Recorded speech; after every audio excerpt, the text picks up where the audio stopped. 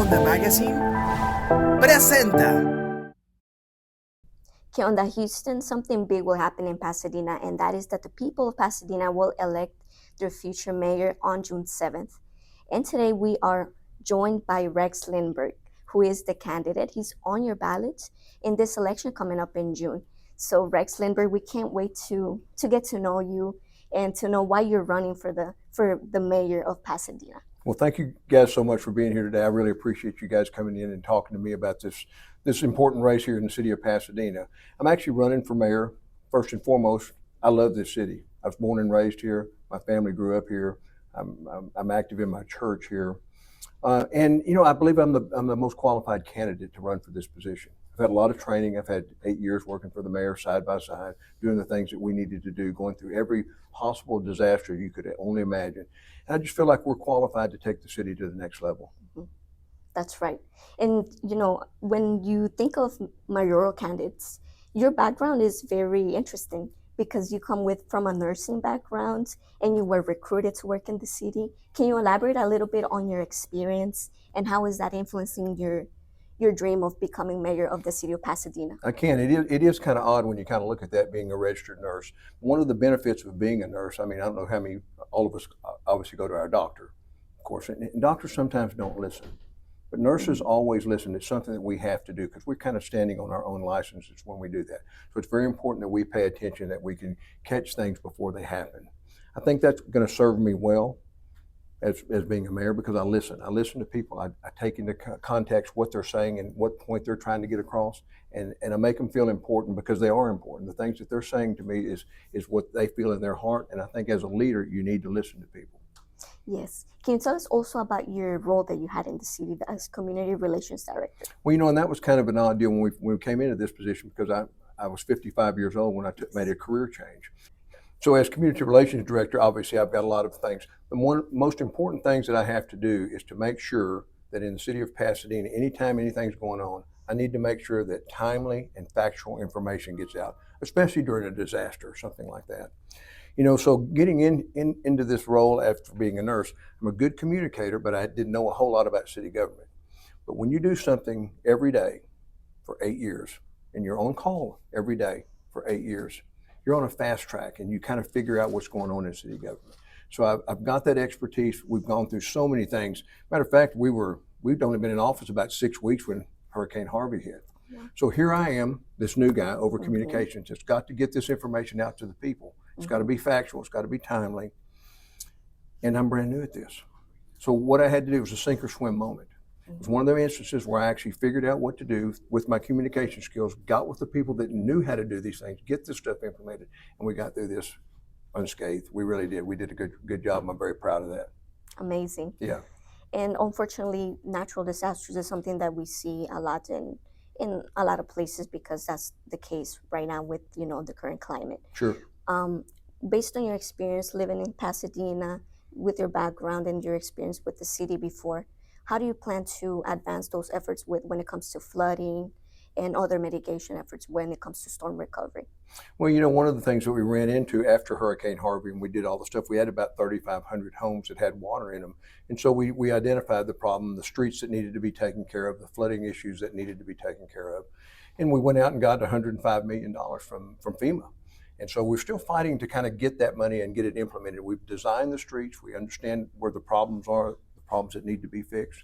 And so we're still focused on that. The problem with this, there's been a little bit of a delay in this. When I say a little bit of a delay, about a 6.5-year delay, unfortunately. There was a presidential change and some things that happened and stuff. And so it kind of put us in a little bit of a bind, but we're still fighting for this money. We've got these problems that have been identified and we're going to continue to try to do that. The only problem with that is what would do 26 miles 6.5 years ago, we'll only do about 9 or 10 miles. So we're still going to have a shortfall, but we've got plans to take care of that. This is a problem that's identified, and I'm committed to taking care of the streets that need to be flooded, that needs to be taken care of in Pasadena. Amazing. Thank you for sharing that. Yeah, sure. Now, what are your priorities when you get to office? What is something that you want to get done right off the bat, and then in your 100 days, and then your long-term goals for your term?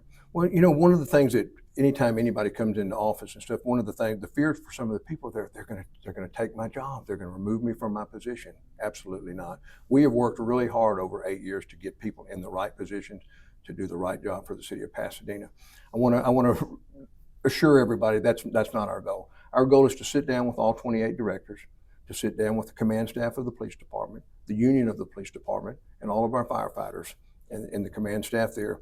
Let them know what we're committed to do, get them on the same page with us so we can all pull on the rope in the same direction. That's what I want to do when we first get into office. Amazing. What about your long-term goals in your term, if elected? Absolutely. So long-term goals, first and foremost, is this flooding issue. It's been identified. It's not going away. It's only going to get worse. We've got to take care of that.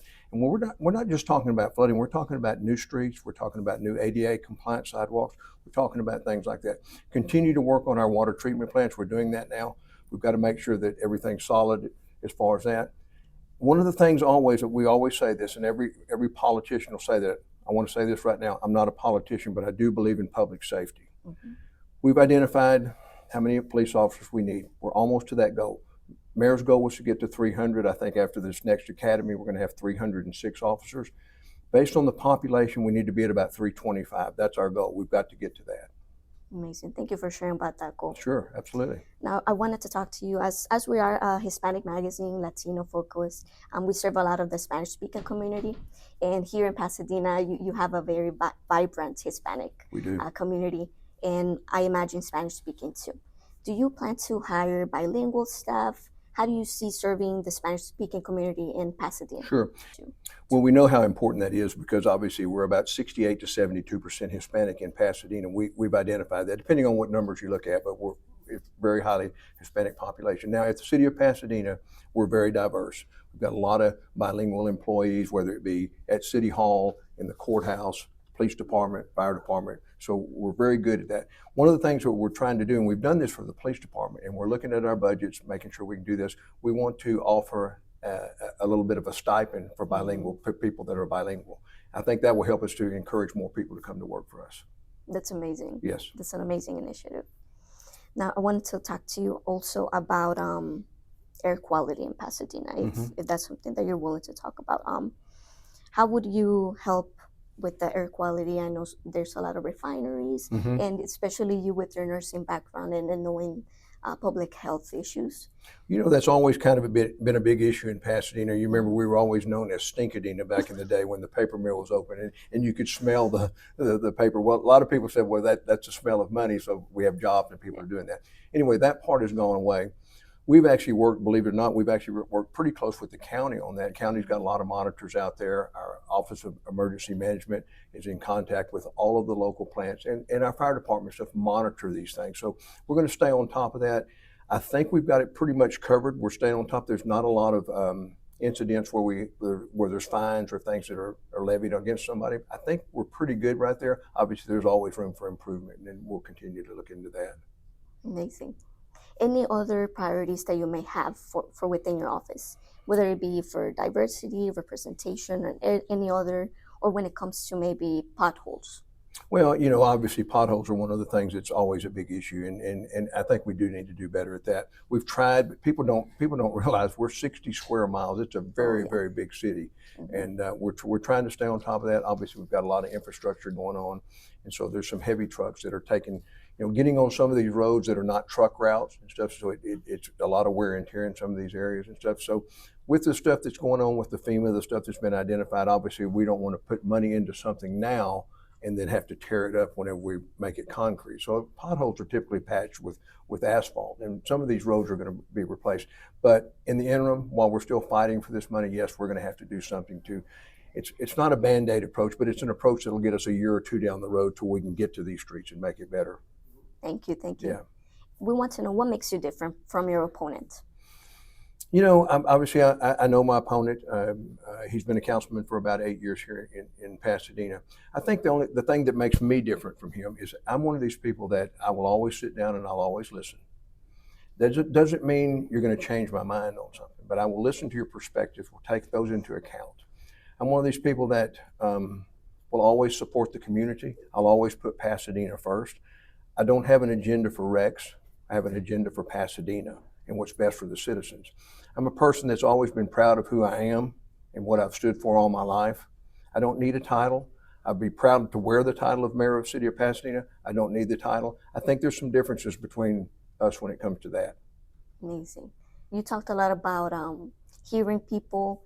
Do you plan to have like a line of communication, maybe improving the line of communication, either by town halls, or how do you plan to do that? You know, one of the things about town halls, people like to do those. The problem with town halls is there's a lot of people out there that are not really good-hearted, and they come to try to disrupt something that is meant for good, to get good information out there. So some of those things have to be controlled, but I'm always for sitting down and talking to the citizens.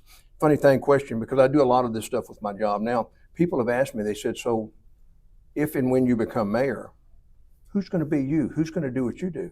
I said, what do you mean? Well, who's going to do what you do? I said, well, I'm going to do what I do. The only difference between what I do now and as mayor is I'm going to chair the council meetings. I'm still going to be there for the people. I'm still going to sit in on the pre-development meetings. I'm still going to help small businesses get things done. Amazing. Anything else you want people to know about you? Yeah, I will. I'll say that I'm committed. I have no agenda. It's not about me. It's about Pasadena. And I will be committed. And if I make you a promise, I'll deliver on that promise. I will never make you a promise that I can't deliver on. Now, Mr. Lindberg, based on your experience working in the city of Pasadena and as living in Pasadena too, what have you heard that are the most pressing issues affecting residents in the city? And how do you plan to tackle those if elected into office? You know, as far as the residents, I think we have most of those issues taken care of. One of the issues that always comes up, and this is not something that we don't have control of, is all the construction along the Beltway feeder road. But we're working with the county and TxDOT to kind of get through those things. But as far as one of the most pressing things that happens as far as small businesses and stuff, is people always complain about our permitting department and how difficult it is to get permits and to get through the system and to do that. It's odd, though. I shared this last night. I was speaking at an event last night. The same thing actually happens. If they're trying to do something in Pasadena, then it's Pasadena and they're terrible. It's hard to get things done in Pasadena. But if they're in Houston, it's Houston. They're the worst place to do business. Or if it's LaPorte, it's the same thing. Yeah. And of course, the business owners kind of laugh because they kind of know that that's really the case. It's very difficult sometimes to get some of these permits because a lot of times, whether not the business owner, but somebody they put in charge of their project, whether it be a contractor, an engineer, an architect, or somebody that's doing these things, they may run into a little bit of a roadblock. Mm-hmm. And when they run into a roadblock, now remember, these people have got 8 or 10 other projects going on. They run into this roadblock, they can't get anything done, they need to fix this. Well, they're not making any money, so they go work on these jobs where they can make money. All we ask in the city of Pasadena is that when somebody has a project and they bring it to our permit department, stay on top of the project. It's your responsibility. Now, we will help you, we will guide you, we will give you all the information that you need, but you've got to be responsible for your project. Now, with the permitting processes, in Pasadena, yes, it is very antiquated, and we've known that. We identified that problem, gosh, almost 7 years ago. And 5.5 years ago, we bought a new software program.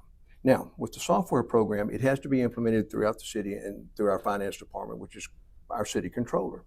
In the city of Pasadena, obviously, you know, we're a strong mayoral form of government, which means the mayor is the CEO and he's over all the employees, the police department, fire department, and everything else. The only part he's not over is the controller's office. And that's a good thing because that's the checks and balances of the city. Now, the controller's office is controlled by city council. City council is the boss of the city controller. Now, we bought this thing. We paid about $5.5 million for this stuff. It's a great software program. A lot of it's a tighter program. A lot of the local cities are using it, and it works very, very well. We had a couple of really good city controllers who did great work for the city of Pasadena, except they just didn't want to come up to the times. They liked what they were doing. They understood how it was, but it just didn't make it as easy for the citizens. So we finally got a city controller in who is implementing this tighter software, which is going to transcend the permitting department in Pasadena. Now, by transcending, it's going to make it so much easier, it's going to make it so much faster, but it still does not take the responsibility off of the contractor or the individual that's putting this project together. You're still going to have to pay attention to it because we're responsible to you as a city, but we're not responsible for you. So you need to have that responsibility, share that with us, work together as a team, and I promise you we're going to get things done. Amazing. So permitting, is there any other issue that you might hear that? You know, one of the things that's come up sometimes when small business owners are trying to do some things, you know, we have city ordinances that we put in place to help enhance the city beautification purposes, making it a little bit cleaner, helping to prevent flooding and doing some different things to protect our citizens. Business owners lose sight of that sometimes, and when they're trying to do a business, because I get it. You want to create a business, and you need to make money. Some of these ordinances may be a little bit stringent, but we put them in that place to kind of correct the problem that had been a problem for so long.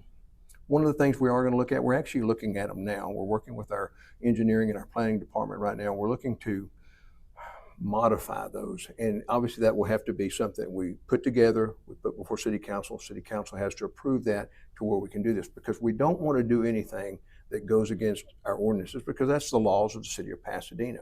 We don't want to break the laws. If we allowed somebody to do something and bent this law or broke this law for one individual, we may have 10 people over here that we've already said, no, you can't do that. And that wouldn't be fair to them, and I wouldn't blame them if they sued the city of Pasadena. Mm-hmm. And so we have to protect the city against that, because that's taxpayer dollars that we've got to protect, and we're the stewards of that, and we've got to be good stewards of that. Yes, I agree. So we're going to work on that. We're going to work on those things. We're going to continue to work on those. And if we need some of the business owners, some of the people to come in and have a little bit of input, I'm okay with that. Amazing. Yeah. Thank you. A lot of people also see Pasadena as a city of opportunity. You mentioned business owners. Do you have any plans to advance the economic stability of Pasadena as well?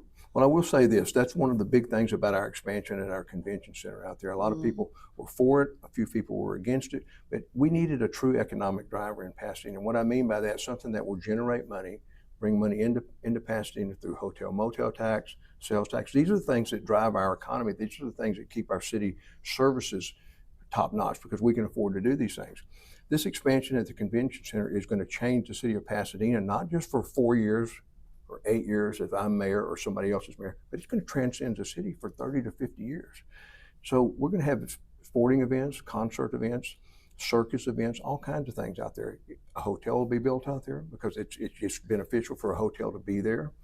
We've got people interested in putting in restaurants, and somebody's talked to us about a restaurant or brewery. People, believe it or not, people have always wanted a brewery in Pasadena. I don't know why that is. It's probably a good thing, because you're seeing them popping up all over the state of Texas. And obviously these will be things that will be well managed. It's our property. We will lease this property. We will still be able to manage the property, keep it the way it wants to be. But think about all the jobs that's going to come out there. Think about all the different opportunities, not just working for the convention center site, but for all these restaurants, the brewery. We've got soccer people wanting to come out there with different soccer companies wanting to come out there, and some really good projects are. I just think the sky's the limit for the city of Pasadena, and so we're always looking forward to 30 to 50 years down the road, and I think whoever's mayor needs to do that. Thank you, Mr. Lindberg, for sitting down and talking to us. Now, as we are at Latino Magazine, any last words and special message that you may have for the Hispanic community that is watching this interview? I do want to say this, that the Hispanic community has really rallied around our campaign. The things that we've been able to do since we've been here, since our campaign has been off and running, we could not have done without the Hispanic community. But in Pasadena, it's not about Hispanic, it's not about Caucasian, it's not about Black, it's not about any ethnicity. It's about Pasadena as a whole. I just want to say, as your mayor, I'm going to continue to reach out. I'm going to continue to support all citizens in the city of Pasadena. It's about us. It's about Pasadena One. You know, our administration has worked really, really hard to separate from North Pasadena or South Pasadena or the Hispanic community or the Caucasian community or the Black community. We've consolidated that. We're one Pasadena, and we're going to try to keep it one Pasadena. Amazing. And you've lived here for so long. I wanted to ask you a personal question, if you don't mind. Sure. What are your favorite things about Pasadena? What do you enjoy the most? I tell you what I enjoy the most is it is a big city, but it still feels like a small city. We're all just one person removed from the next. It's almost like we're all family. There's just kind of one person that kind of separates us. If this person were there, we'd be cousins, or we'd be brothers, or you understand? It's just, it's different. So when you go out places and you see people, you feel comfortable, or somebody knows this person and you didn't realize how you knew that person. And you know, some of the traditions, even though some of them have passed in Pasadena, I spoke about this last night, the Pasadena Livestock Show and Rodeo. Been here, this is our 76th year. It's just, it kind of identifies Pasadena, the Pasadena Strawberry Festival. You know, at one time in the early 1900s, you know, Pasadena was the strawberry capital of Texas. It was just kind of one of those things. It was farming, and that's kind of how we supported ourselves back in the day. Little things like that. Yeah, that's important to me. And you know what, I will say this too.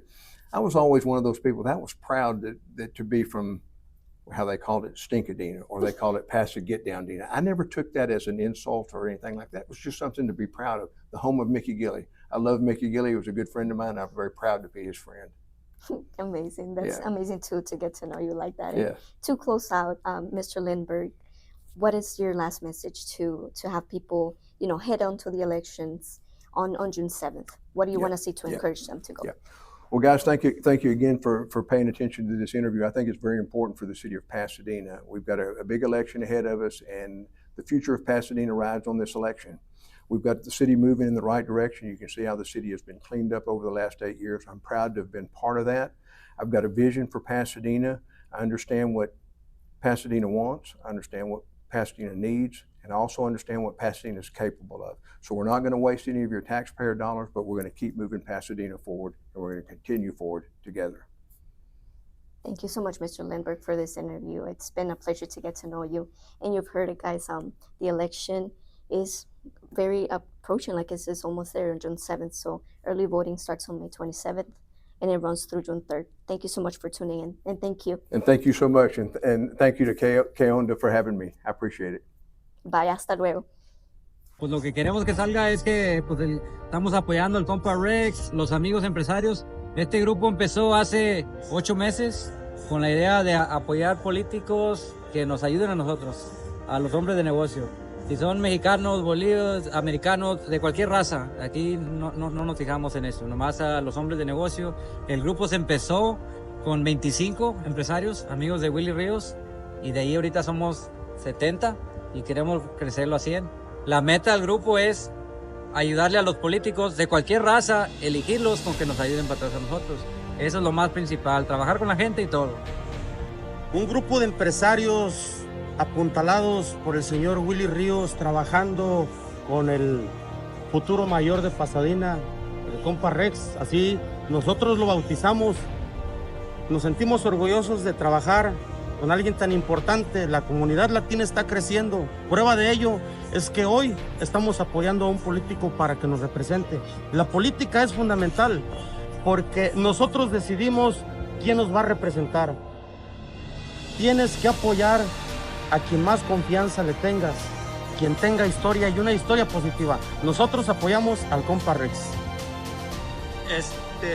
Estamos bien agradecidos con compa Rex y Willy Ríos por venir y pedir apoyo del hispano, de los empresarios de aquí de Pasadena, South Houston y alrededores, que se me hace que nadie en la historia ha pedido un apoyo local, y estamos agradecidos que nos den la oportunidad a varios empresarios y darnos la oportunidad de dar la voz y hacer un buen equipo y apoyar al americano que nos pueda ayudar en el futuro para el latino que siga creciendo en Pasadena y en South Houston y a los alrededores. Estamos muy agradecidos y estamos con el compa Rex al 100%. Que Onda Magazine presentó